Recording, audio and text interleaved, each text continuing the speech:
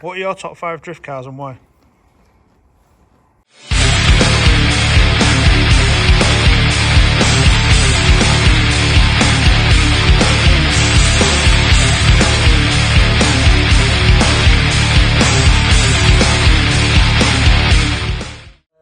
Right. What's up everyone? Welcome to another video. I've been promising to do this one for a while. We're going to get... Just set it down again, never mind. Going to get into a Q&A session today. A bunch of you have asked us some questions. Obviously it's taken a while to get to this video because there's been a lot going on in the background and stuff. I've got Joe from Retro Racing Restore with me. He's been in the background of quite a lot of my videos already. You probably haven't seen him because there might have been points where I've cut his ass out more than anything else. Lurking in the background. Yeah, he usually cuts across the camera with his backside, so I tend to cut that piece out because you know I don't want people perving over his butt rather than the car. Yeah, no way. So yeah. We've got a bunch of your questions to answer, and yeah, let's get straight into it. Got the tabulier with me. First question is from Reproducible on YouTube. Thoughts on anime, both car related and any others you find interesting? It's shit. Don't like it. What, all anime? All anime shit, yeah. I know that's a lie. No, he's right, it is a lie. What did I watch last? I think the last anime I watched was Blue Eyed Samurai on Netflix. Oh, good. It was really good. Yeah. I mean, if you haven't seen any of my designs already, go check out the website. Links in the description below. But a lot of my designs are heavily influenced by stuff like anime, tattoo culture, car culture, all that kind of stuff. But so yeah, it's plays quite heavily into my world. I've been into anime since I was I say anime. I got into manga first, which is basically the comics. My first comic that I bought as a kid was Appleseed, which is a kind of cyber police story. Really good. There's also an anime version of it as well, so I recommend checking it out. But obviously, more recently, I've kind of been watching, got heavily into like Gundam stuff over the years. What was I watching recently? I watched Gundam Witch from Mercury most recently. There's been a few others I've watched that haven't been related to big robots, but I can't think what the word now. Obviously I watched Blue Eye Samurai. We watched the Cyberpunk one. Cyberpunk Edge Runners, that's really good. That was really good. Yeah. Have you ever sat and watched all of the Initial D? No. No. This is a bit of a confession moment. I have never watched the Initial D cartoon itself. I've watched the live action film, which is actually filmed in China, not Japan. But I've never watched the anime. Well, this is the problem I've had with it, is that I haven't been able to find it to watch on a streaming service. Okay. And the only time I've been able to like buy it, it's been like box sets, which have cost like 90 odd quid, and I don't want to pay 90 odd quid for something when I want to be able to just buy like the first season first, see what it's like, and then build it up from there. It's pretty good. I spent maybe a month sifting through YouTube trying to find everything in order and watch it all. It is pretty good. I mean, like I said, I've seen the live action film of it, which admittedly, even though it's filmed in China, it's really good. I'm just crap at keeping up with subtitles, so I have to find the dubbed version. Yeah, of I mean, to be fair, I tend to watch most of the dubbed versions anyway. A lot of the time you can find really good dubbed versions of anime out there because they tend to market them for the American market as well, which is really good. The other car related one that I have watched, which is really, really good, is Wangan Midnight, which is based around a 240Z, which is known as the Devil Z. Yeah, I think it's possessed. I think I've seen something of it. I haven't watched it all. Yeah, it's really good, really good. I have a vague recollection of what you're going on about. Yeah. So have you seen that Toyota and GR have done an anime series? Oh, I can't remember the name of that one now, but yeah, I have seen it. It's basically like the new Initial D. What's it called now? I can't remember. I remember Noriero talking about it as well. Yeah, it was advertised in the last sort of couple of Formula D rounds as well. Yeah. I've not watched it. So. No, I can't remember what that was called, but I have seen it. I have heard of it. I haven't watched it yet. I need to try and see if I can find that one. But yeah, long story short, we both like anime. I think you're more into Dragon Ball than anything else, aren't you? Yeah, I'm a bit of a fan, to be honest. So yeah. which is it's cool. Yeah. I've not actually watched Dragon Ball either. I keep meaning to borrow it off you, but I keep forgetting. Yeah, well, they're all there. Yeah. Well, when I get round to it, I will do. Yeah, cool. But yeah, we both like anime, and it's cool, and it plays heavily into a lot of what Death or Glory does. So hopefully that answers your question. Next one. This is another one from Reproducible on YouTube. I don't know why these are all in order because they shouldn't be, but anyway, we'll do it in this order. Top 7 engines for drifting. Top 7 engines? I know, it's a really odd number, isn't it? I would have expected top 3 or top 5, but not top 7. Thanks for throwing us a curveball. I suppose there's the Jay-Z's. Yeah. There's 2. RB25, I'm a big fan. Yeah. SR20. RB in general, really. Yeah, my RB20 was like mad. The things I put it through and it just laughed back at me. It was just nuts. This is the thing, though, people go on about like how rubbish the RB20 is, but it takes a lot of abuse. Yeah, I don't think it's rubbish. I don't. Yeah. I mean, I've got one in this. Yeah. I actually really like them. I think they take a lot of abuse. A nice 350 horsepower in an RB20 is just... Yeah, definitely. So we've got 1J, 2J. 2J, RB25, SR20. Yeah. Got one of them as well. I know the BMW engines are quite good, so like M50, M52. Yeah. They do generally like head gasket changing before you yeah, it's lean on to cooling it. issues, isn't it? Because nobody puts alloy radiators in them before they go skidding. That's true. So they just boil them. Well, And contrary to most people's beliefs, I quite like the VQ. yeah, I like the engine. I don't like it when people straight pipe it because it sounds like it's farting constantly. It sounds like someone's got wind. Yeah. It's horrible. If it's got a well-tuned exhaust on it, they sound amazing, and yeah, they do make quite a lot of power for what they are. Yeah. But I quite like them, and the way they work. I think to maybe put a bow on his question, if I could put anything in a car, I would quite like a VR38 that's because amazing, Adam Charville's S15. yes. That Matsuri a couple of years ago was just symphony. Yeah. It just sounded incredible. Yeah, well, I mean, it's a 6-cylinder, isn't it? So 6 cylinders, when they're done right, sound good, and especially when they've got forced induction on them of some kind as well. Yeah. So yeah, But I'd agree with that. I think I'd go down that route. Hopefully that answers the question. I think we've gone through about 8 engines We've there. completely neglected the LS. I like the LS and again, because I quite like LS. I like it. I'd want to play with one. V8 in general, I think I'd want to kind of play with one in a project just to kind of just because it's different. Yeah.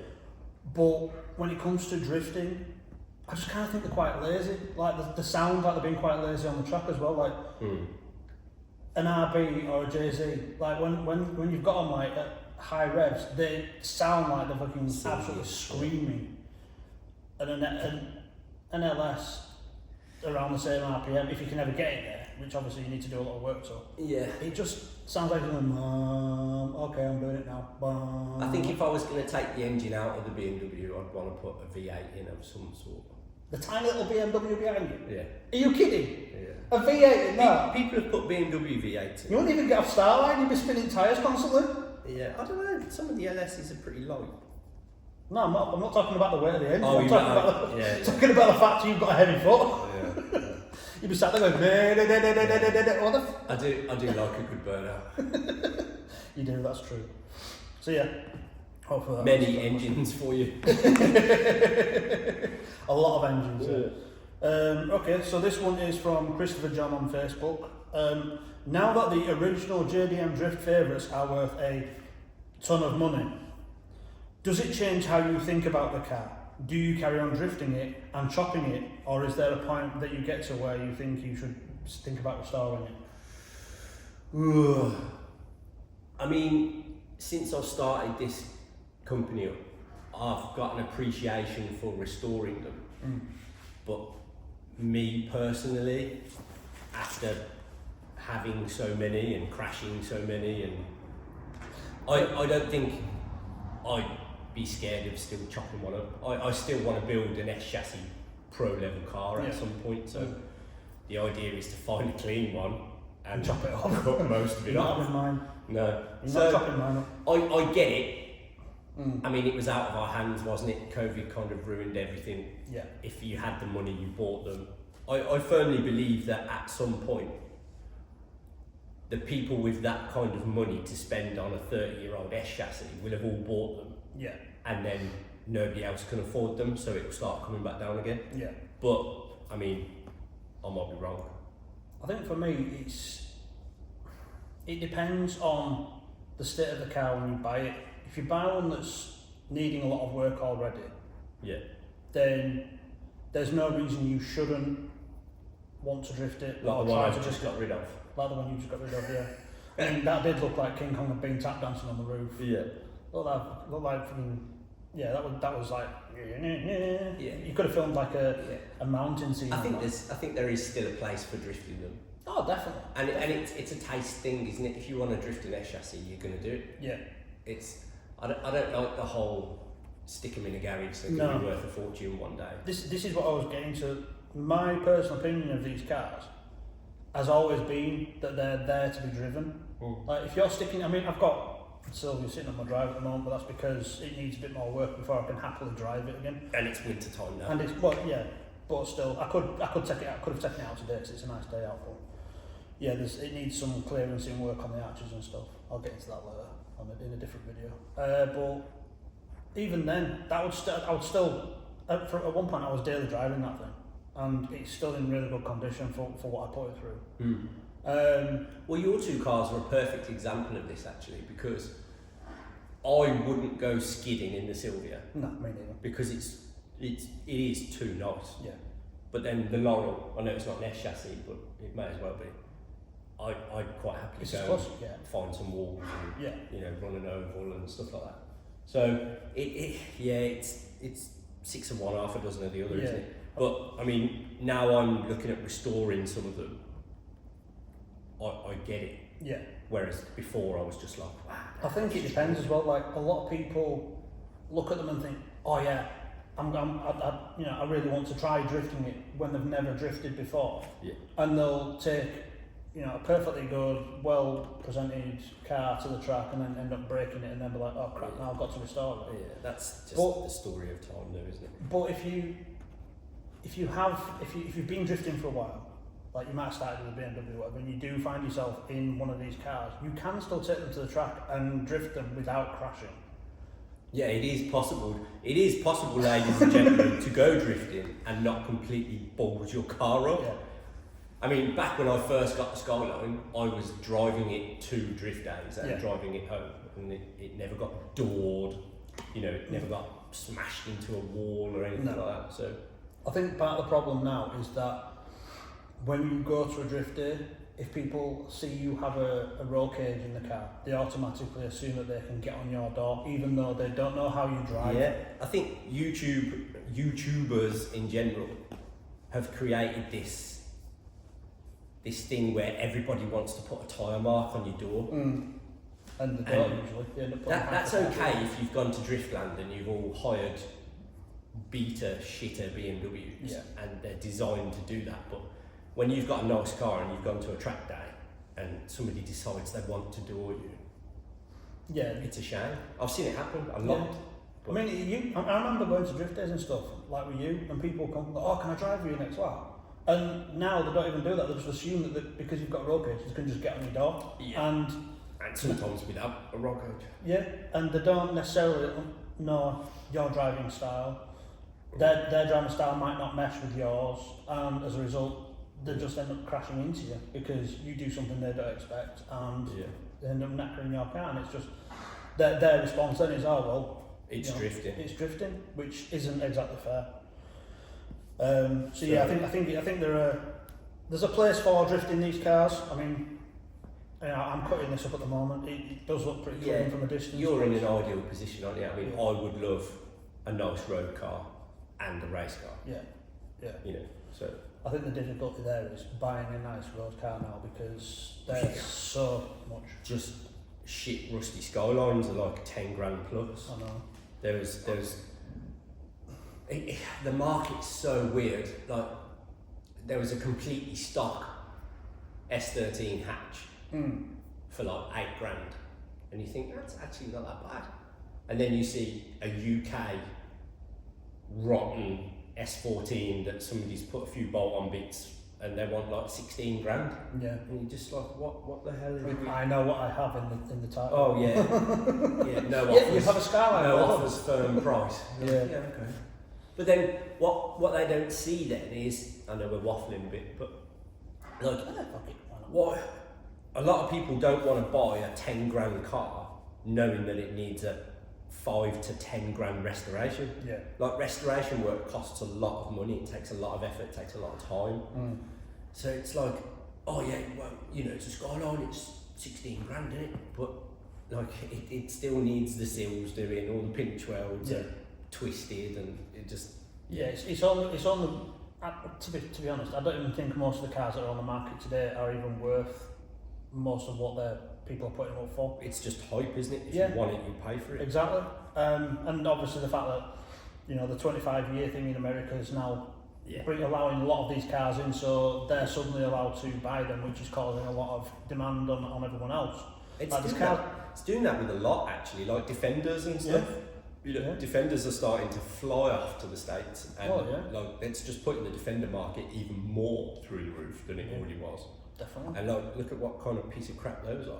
Yeah. Well, I personally love them. But Yeah, I do as well. I work with them for a bit, you know. But Yeah, yeah. if you look at it as a vehicle, Oh, yeah. it's like I mean, a lot of this is really ropey, and it's at the yeah. factory. What a lot of people don't realise is how easy they are to steal. At one point, they were one of the most, aside from Transits, they were one of the most Yeah. stealable vehicles on the market. I think I'd be buying a 90 rather than a van if they weren't just likely to disappear off my driveway. Yeah. So I mean, there are things you can do to kind of try and stop it, but yeah. essentially, I'm not going to go into how it's possible to do, but I have so many stories that I've been told by friends who've had Defenders about what they've done just to like annoy their friends with them and stuff. Yeah. Well, we've gone right off on a tangent. haven't Yeah, we? we So have. What's the We next have. one? Next one is, so I hope that answers your question, Christopher. Next one is from Sam Monks on Facebook. What's your favourite track, past and present, in the UK? Now, I've never drifted, but I love Mallory Park. I went to the one and only Awesome Fest. Yeah, you managed to go to that and I couldn't, unfortunately. A lot of people won't even know what that is, but put in Awesome Fest Mallory Park on YouTube and they're some of the best videos you'll watch. That wasn't that the event where Phil Morrison managed to smoke himself out of the S15? He did a standing burnout and all smoke-filled He car. always did in that thing, didn't he? Well, yeah, true. But Mallory Park is something that I would have loved to have drifted, Mm. but sadly after that event there's no more drifting at Mallory Park. Was it that event that stopped it, or was it something else? I don't know whether it was that event in general, but I don't know. I think it's just a classic case of Doris down the road moans about the noise, and Yeah. that's it. In fact, actually, I think I remember hearing something about this on the grapevine or seeing something on YouTube or something like that. It was because events they'd had in the past, people were leaving tyres and Yeah. rubbish everywhere after the event. Standard. Yeah. People do stupid The things. track and basically ruin got annoyed for with it and everybody. shut it down. Yeah. Which is So- unfair. So I really like Teesside. Mm. That's probably my favourite track that I've driven. I've driven full circuit Donington, that was cool. Wow. I don't think you can do that anymore No. either. This is drifting as well. Yeah, probably Teesside's my favourite one. I just like the entry, I like how aggressive you can be, Yeah. I like how fast you can go into it and you can carry that speed. Yeah. So I mean, I've only really done drift days at 3 places so far. No, actually, not all I've done 4, because I've done Ulton Park as well. Didn't like Ulton Park because they put you on the rally course and then they absolutely smoke the track, so Wet you get track. no grip from the start. Yeah. Even in a 150 horsepower car, you can't get any grip. yeah. It's ridiculous. So you spend most of the day trying to relearn everything you've learned. I understand why they do it, noise regulations, all that kind of stuff, but the track's already slippy, so it doesn't really work. But I think for me, yeah, I've done Teesside, love doing Teesside. I've learnt so much while I've been driving there. I'll be taking that back up there as soon as I get up and running again. Even learnt how to crash several times there. Managed to land on a tyre wall at one point rather than in it, which was interesting. It was nice, yeah. You were in Derby then, weren't you? Yeah, it was like a Bronco and hooked us onto the tyre wall. Yeah, that was quite funny, although I shit myself at the time. I've gone off into the gravel trap as well, which was also interesting. Absolutely ruined the Euros kit that I had on that thing. You know what track I forgot about as well is the main circuit at Pembury. Oh yeah, I forgot you've done that. That's really cool. You've got that picture as well of you being chased. Who was it you chased Paul down? Murphy, Paul Murphy, in Cy Perry's old R33. Was it? I thought. Yeah, it was the R33. I keep getting mixed up with the S15 that Joe Fletcher was using. But yeah, the main circuit at Pembury is. I think I just like fast drifting. Yeah. I mean, I've done Driftland as well, and I'll be honest, scared the crap out of me. Jealous, because I've never been to Driftland. We will be doing that at some point. Yeah. But yeah, the one time I've been at Driftland, it was for a charity day, and the Skyline that I was in at the time wasn't performing at best with full 150 horsepower to start with. And then I basically had a 400 horsepower R32 comp car up my butt the entire time, so I was absolutely cacking it the entire time around that track. Not really an event for a novice driver. No, it wasn't, no. But it was a At least good you've experience. been. You've been. It was a good experience, and it felt good being on the track. Yeah. I even did try the big flick off the top corner when we were doing the reverse, but yeah. I think for me it's got to be Teesside as well, just because you've got the usual setup with two separate tracks. One's tighter and more technical, and one you've got the big fast corner at the top. So you can pick and choose what you want to do depending on how you're feeling that day. So that's probably my pick as well. Teesside, we love you. Yes. We're back soon. Yeah. Hopefully. God, how long has it been since I drove Teesside, mate? 2000. You didn't even get to drive my car, did you? 2012. Yeah. That's disgusting. I don't know. I've driven more. And yet it's like my favourite place that I've been, and it's been that long. Yeah, well, I mean, it is a good track, to be fair. It will be one of the places that we take the BMW to test, so that will be Hopefully we can get this there. very well, cool so video. we can do some testing with both of them. Yeah. Another one from Sam Monks on Facebook. Favourite comp series and why? I'm guessing drifting comp. I'm guessing so, Yeah. yeah. Oh. I mean, I really like watching D1 still. I don't really understand the judging because they're using the DOS system and it's all on data rather than judging. But I think that's partly because the data's not shared with the spectators. maybe. I mean, I don't know what they're saying. So There is that, although Yeah. if you listen to the English... I still watch every round of FD. I've missed a couple of years. I watched a couple of Drift Masters. Now I know this crazy hype that Drift Masters is now the best championship out there. I'm not saying it's not. I don't know whether I've got a favourite Drift championship. I mean, I'd probably watch FD more than any of them, so I will just say FD. Okay, yeah, that's fair enough. I mean, I like FD. Although for a long time it did go through a phase of just basically being a rolling smoke show.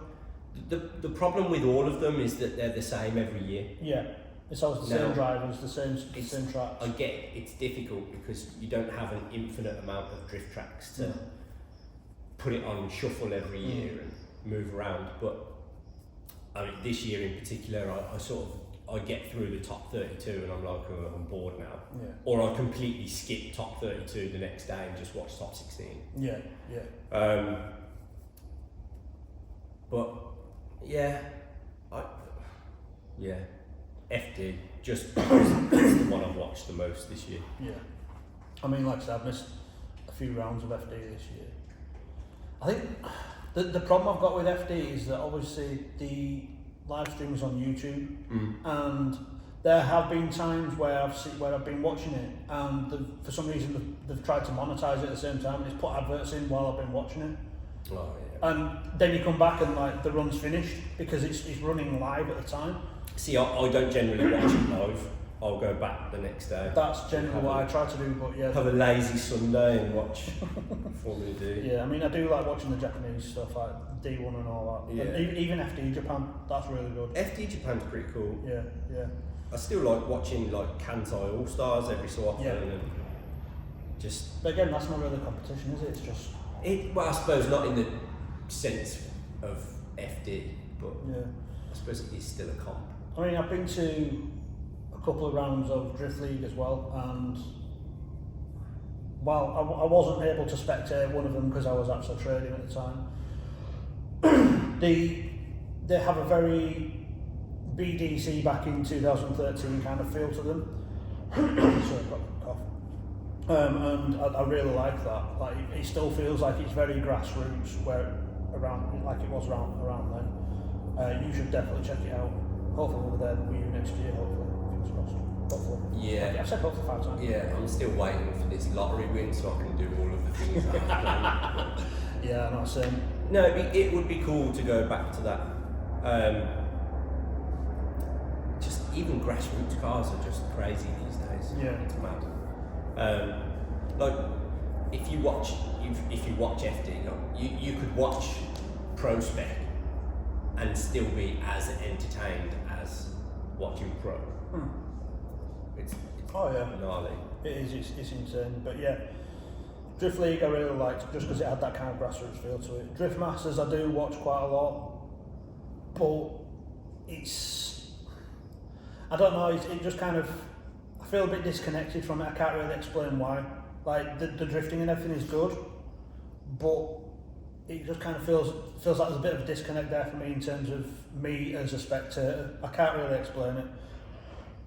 same with Formula D. I don't know what it is, but like Formula D and FD Japan just feel like two completely different things to me. So I'd probably go with FD Japan and Drift League. Cool. But yeah. It's been a long time since I spectated any UK drifting anyway, so Yeah, I mean we need to try and get some next year, I think. yeah.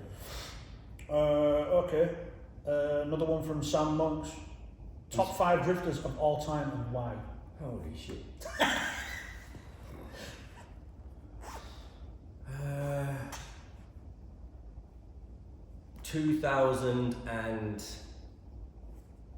2011, Dan Chapman, Oh yeah. PS13 with Toge Heroes Yeah, livery. I remember that. His driving at that time was, well, it was wicked. Yeah. How many have we got? 5.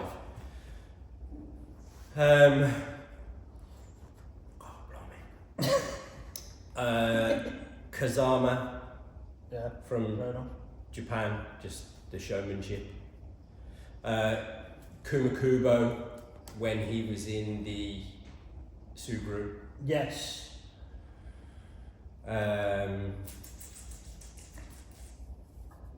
gosh, you go and I'll have a think. So for me, Kumakubo again. Naoki Nakamura, not because he's a technically brilliant driver, but because he puts so much passion and flair into it. Yeah. Like he always gives it 110%. The show he brings. Yeah, the show. Obviously James Dean because he is a technically brilliant drifter. I think he's pretty much got it to the point where he can get in any car he wants and do a good lap in it. Yeah. And he would always be consistent with that as well. Who else? Luke Fink, but mainly for the early low brain drifters stuff. Have you seen he's doing FD next year? I haven't. Yeah. I saw the video pop up. I didn't watch it because I saw something else next to it. Yeah. But I need to go watch that. That will be cool. Who's he driving for? I don't know. It would be interesting to see if he drives Fink or calculated competition. Yeah.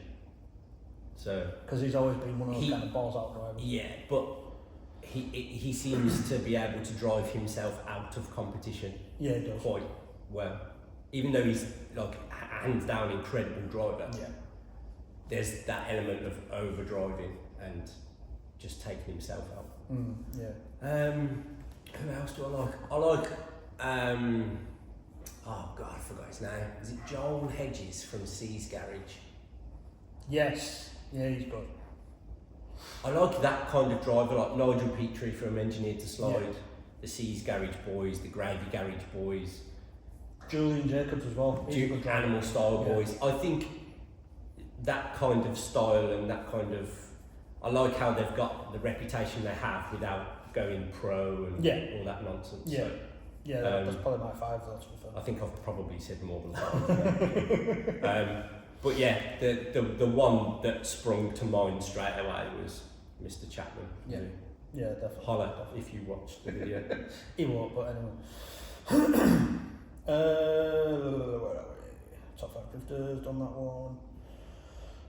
Would you consider to run a Death or Glory drift or track day in the future? Simple answer, yes. Absolutely. We've talked about this quite extensively. We want to do, I mean, Driftland obviously they do private days. We want to be able to do something like that up there if we can at some point. We have planned on doing it in the past, but then for whatever reason things have got in the way, like life or it's cars. incredibly difficult to orchestrate something like that. Yeah.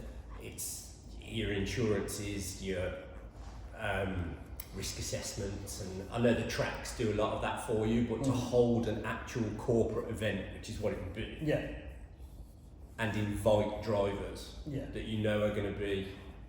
I think if you were going to do something like that, it would probably have to be done similar to how they do things like Dorifest, where you get drivers to apply and then you decide Yeah. based on a set criteria what drivers you allow in. Maybe 2026. I think 2025 is going to be quite good for the show scene for Death or Glory, Yeah, and definitely. pushing it and getting my brand out there with yours. Yeah. Then hopefully we'll have the kind of following that it would take to put a track day together. Yeah, I think that's a difficult part at the moment. Even though the social media side of things is getting traction in terms of followers, we're still not getting the kind of engagement on those platforms. So really we need your help to kind of push that. So start liking the post, commenting on the post, you know. Shameless plug. Yeah.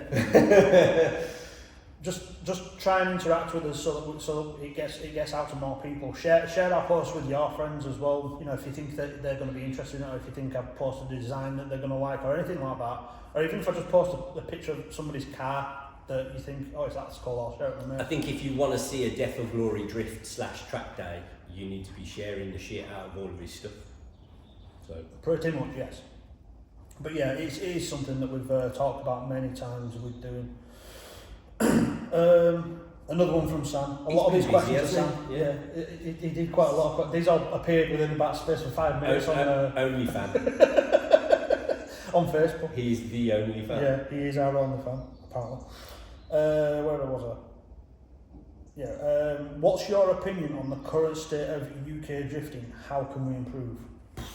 That's a big question. It won't improve because nobody wants to invest the money. I think that's probably From a competition sense, at least.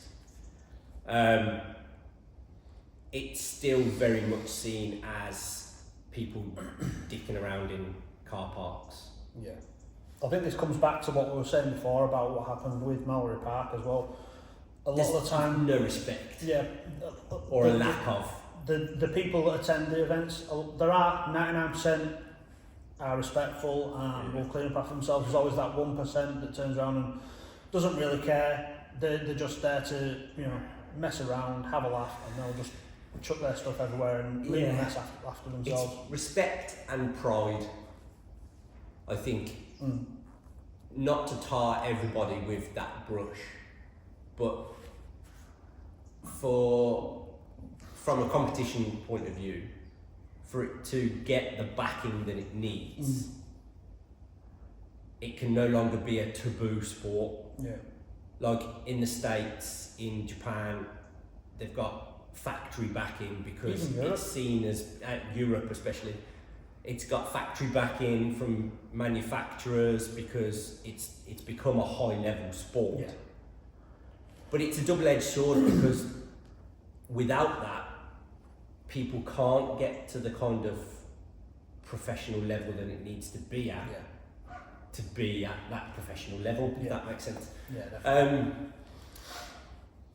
I think again, turning up in your banger racer cars with panels missing and smashed windscreens and, you know, straight pipes screaming their heads off at 20 miles an hour, it's still very much antisocial or seen as antisocial.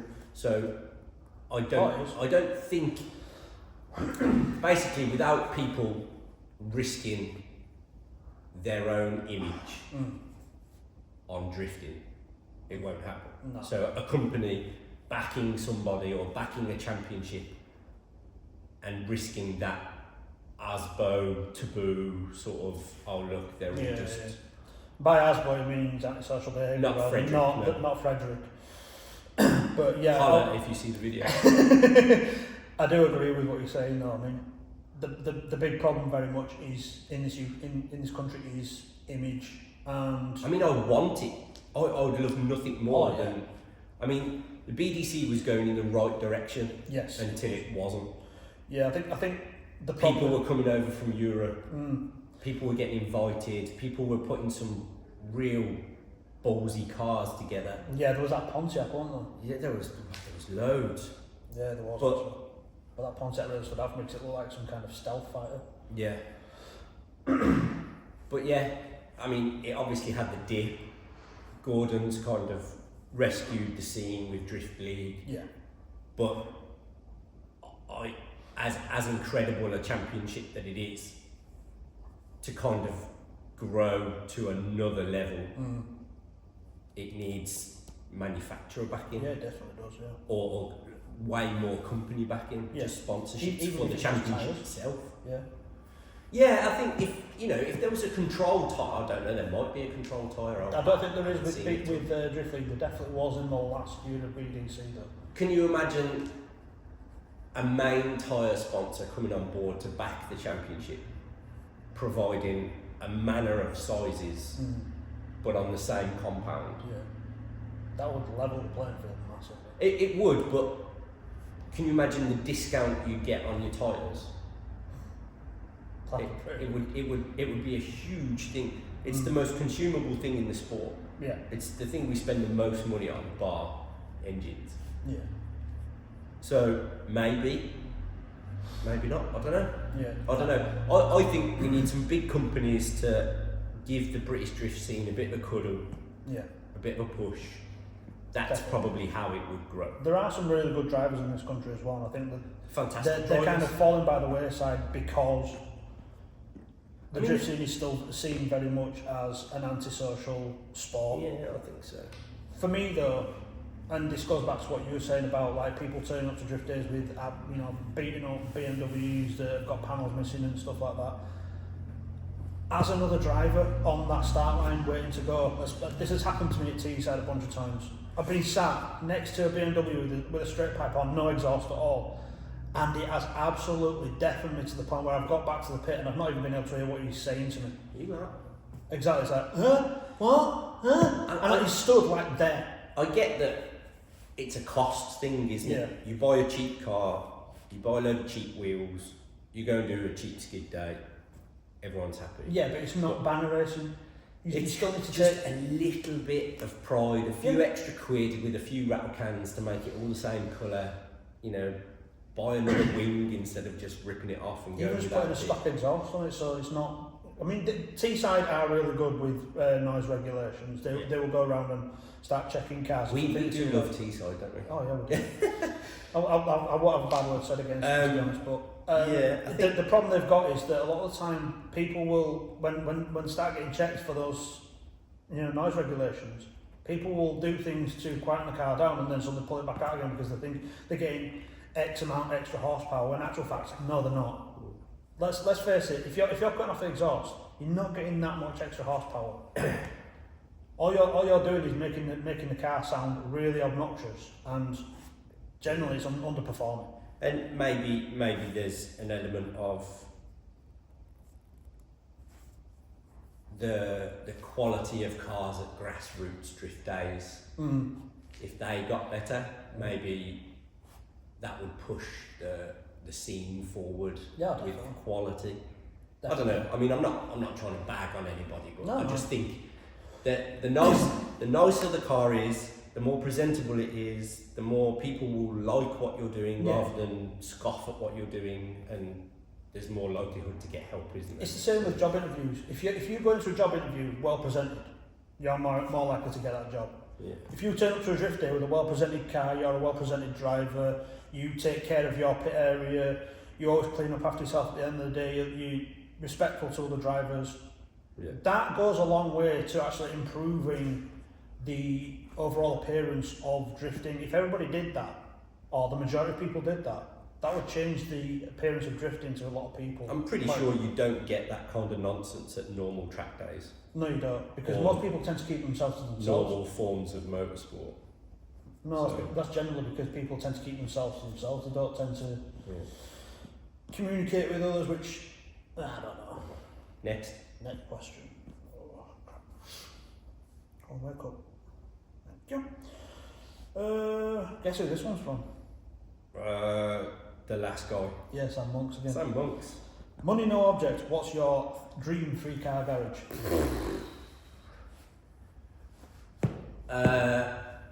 I'm going to be completely predictable and say an R34 GTR, but a Millennium Millennium Jade V-Spec no, so the best one you could get basically, Yeah. the unicorn. Then I would probably buy its counterpart, which would be an S15 spec arm no, in Millennium Jade. So basically everything will be Millennium Jade in your garage. Yeah. And then I really like R8, Audi R8, the V10s Yeah. in Millennium Jade. The thing is, I like stuff like Audi R8 and Lamborghinis and that as a technical example of what can be done, but I don't think I want to drive one. That would probably be my daily car. I'm very blinkered, and it's like JDM. But Yeah. I think after buying the R34 and the S15, I'd try and scope out a little bit. I don't know what it is. I just really like R8. I think for me, this is a difficult one because I could go in so many directions with this. It is tricky. Just 3 cars. I know.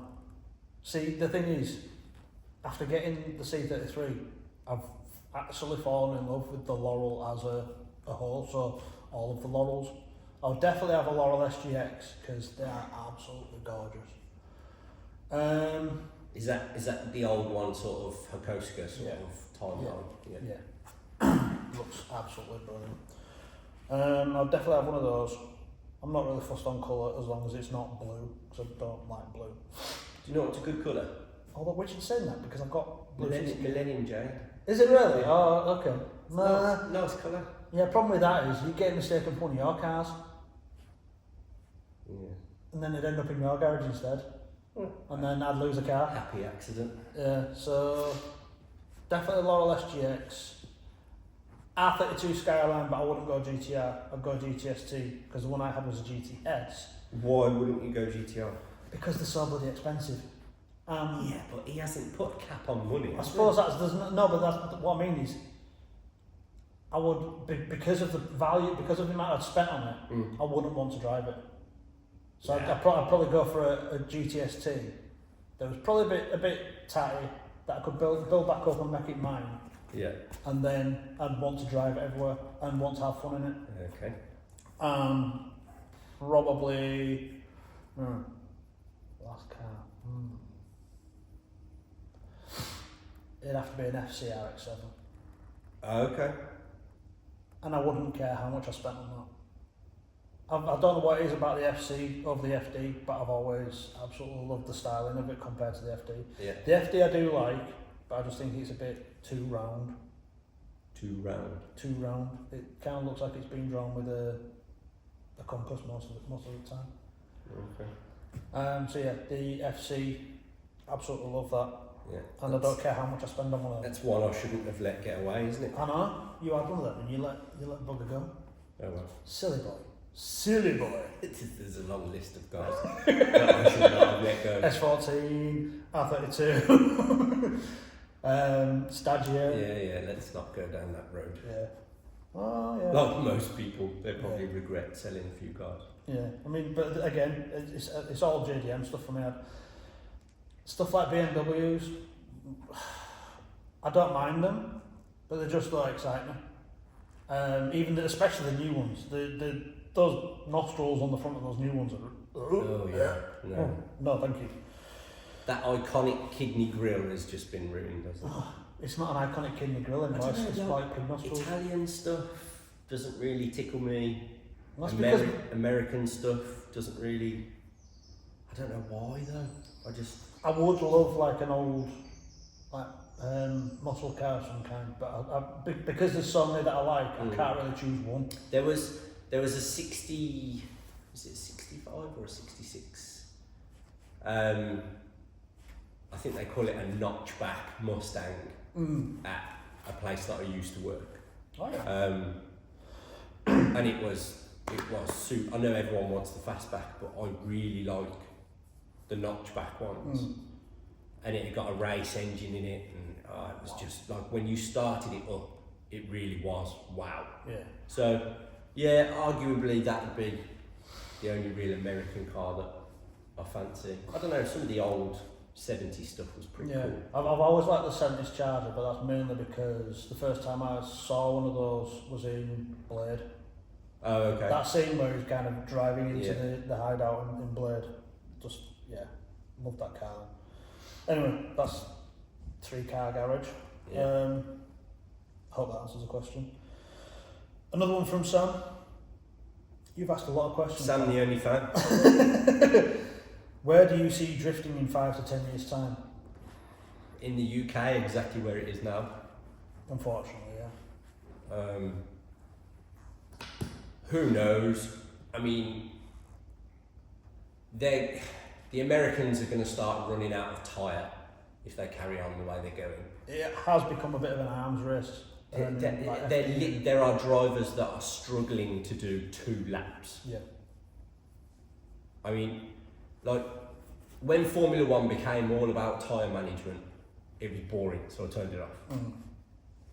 So, FD's kind of going that way. You can see people dropping off in their second lap. So, I think that the race for horsepower needs to stop. Yeah. Because there isn't going to be a tyre that can cope. No, it doesn't matter what tyre technology. I don't know, man. I'm intrigued to see what kind of cars are being built. All these, like, all the new, what are they, F80 BMW, I don't know anything about BMWs, but, you know, all these new, what's going to be the next popular car intrigues me. Yeah. The GR86 is a very cool platform. I like seeing those in like FD Japan and stuff, like real full-blown race car. They are pretty much. They're pretty boring for the road, but yeah, I think so. Until the GTE 86 comes down in price a little bit, because they're not particularly fast. No, that's true. They're a decently set up chassis, I believe, but they're still like 8 to 10 grand. And yes. Where's it going to be in 5 years? I don't know, man. I mean, I kind of feel like it's peaking a bit. Yeah, I'd agree with that. I think, like you said, with like it's not just Formula D, it's Drift Masters as well. It's getting to a point where no amount of tyre technology is going to be able to keep up with those cars. And I know there's companies out there that are creating tyres specifically for drifting that are super sticky compounds and all this stuff, but still, they wear out within 2 laps.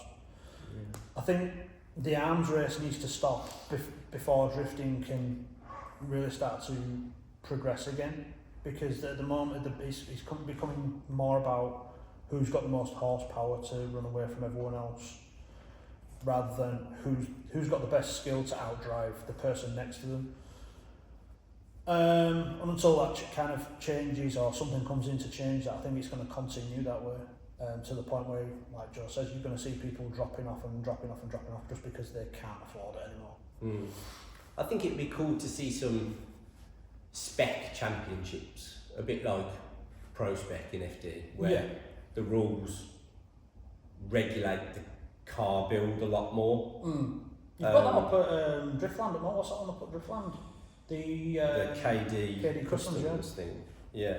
Yeah, I think that's like maximum 300 horsepower, and I think they specify what compound tyres you're supposed to use as well. Yeah, I think, you know, that'd be quite cool to see.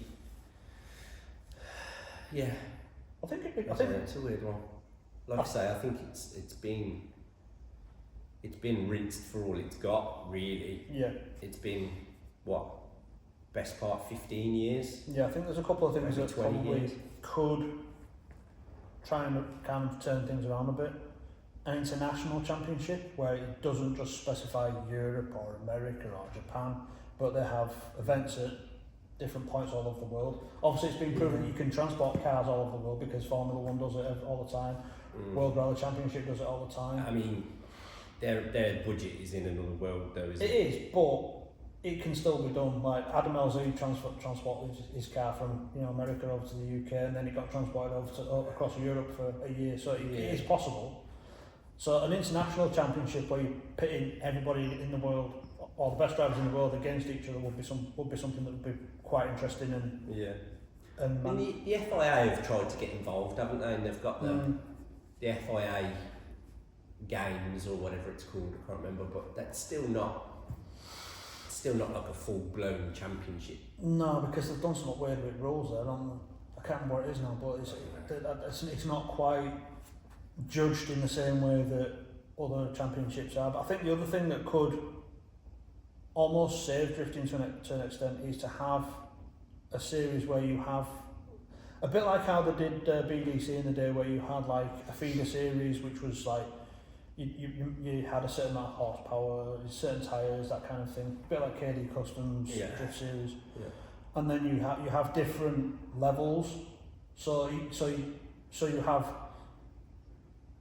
almost almost like a football league where you've got like League 2, League 1, Premier League, that kind of thing. Because you had Drift Cup, then you had BDC Semi-Pro, then you had BDC Pro. Yeah, and then there was Super Pro at one point. Yeah, so what you could do is you could actually set it up so that all cars have to have a certain number of horsepower depending on which league they're in, and they all have to adhere to a certain set of rules and regulations depending on each level as well. That'd be quite interesting one. It is, but I think that's probably one way I'd go if I was going to try and change things up. I think. Don't think that answers the question, but. No, it might not. Last one from Sam. Best car you have owned and why?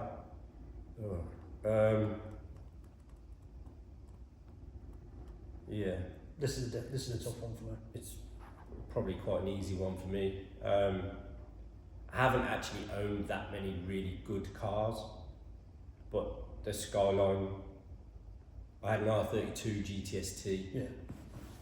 Single turbo RB20 that I had for like 11 years, and that I got it, and on the day I got it I went and did a skid out of a junction and was completely hooked.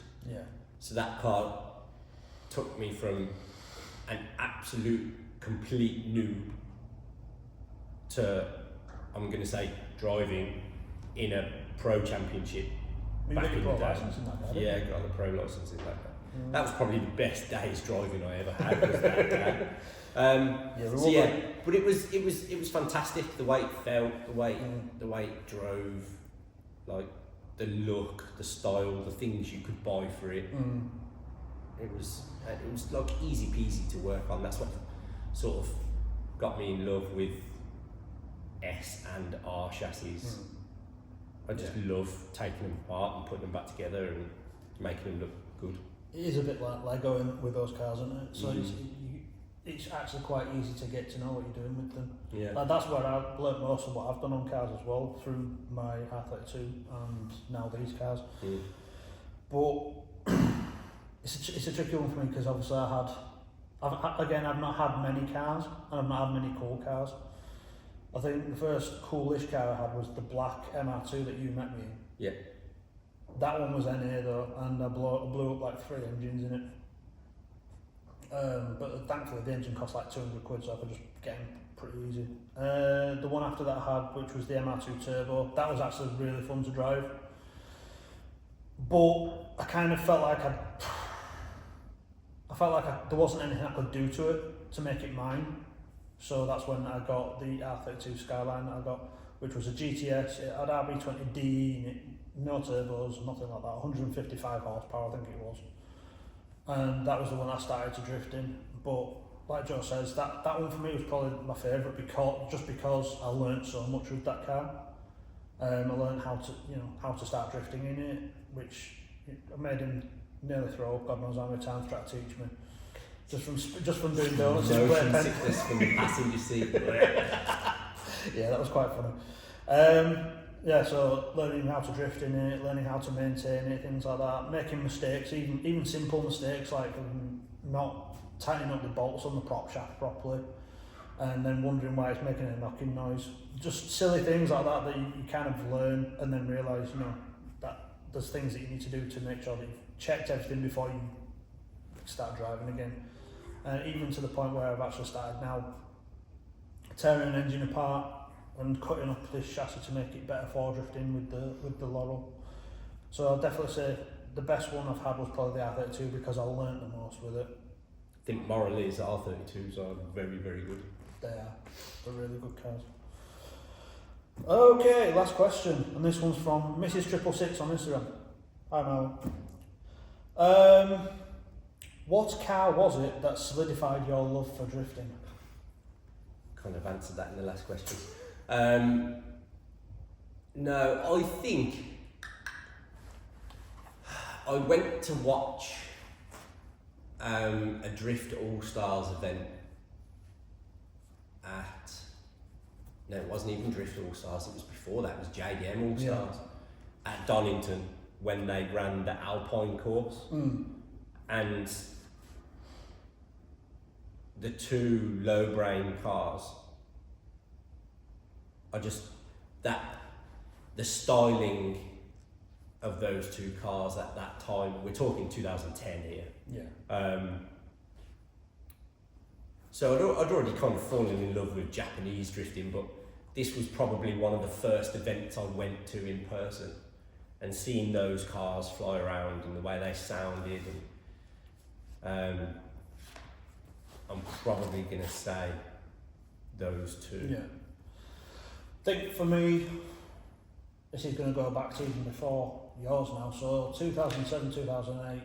I can't remember which year it was. I went to both years, but I went to Max Power Live, and literally I walked through the door, and there was 3 D1 GP cars parked right in the entranceway, and later transpired that they were on Top Gear. So it was the episode where they had the Vauxhall Monaro on there that Hammond was driving, and it was, I can't remember the names of the drivers, but it was the Apexi FDRX7, Imamura, the S15 Gold, I think it might have been Top Secret. I can't remember who drove that, but I remember the car. And an S13 as well, I can't remember who it was, but I saw those 3 cars. And they also did a demo at Max Power Live as well, along with Steer from the Rear. Do you remember Steer from the Rear, yeah. Z32. That was probably the first time I saw drifting. But I think it was those 3 cars that kind of like, yeah. I saw them in the lobby when I first got there. I was like, wow, it's they're like cool. golden era D1. Yeah. And they were like, I've never seen them before, and I was just like, I must have spent a good 20 minutes just staring at them. Yeah. I think I've still got pictures on my Dropbox somewhere, but I spent so long staring at them, and then obviously they did a drift demo and everything, and I was like goggly eyed and everything, just watching them constantly. And yeah, for me, from that point on, I was hooked with drifting. I kept trying to find videos of it and stuff like that, and trying to find out who the drivers were, and obviously I didn't really get to do that until I saw the episode of Top Gear later on. So yeah, that was probably it for me. Cool. Yeah, thanks for your questions. I hope we've answered them. If you have any other questions, you can drop them in the comments and we'll do another Q&A session further down the line. But for now, that's everything. Bye. Oh, I need a pee. I'm stuck in my chair. Do you want them now? Oh my God.